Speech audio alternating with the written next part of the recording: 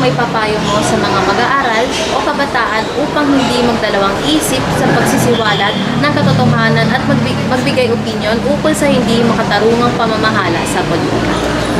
Para sa akin, napakasimple lang. Hindi ngayon, Bella. Hindi kayo, sino.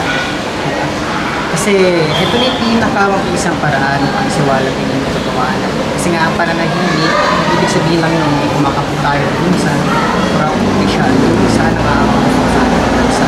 So kung di natin gagamitin ang ating boses o pagsalita bilang isang media, isang journalist, para saan pa na naging journalist? Thank you po. Thank you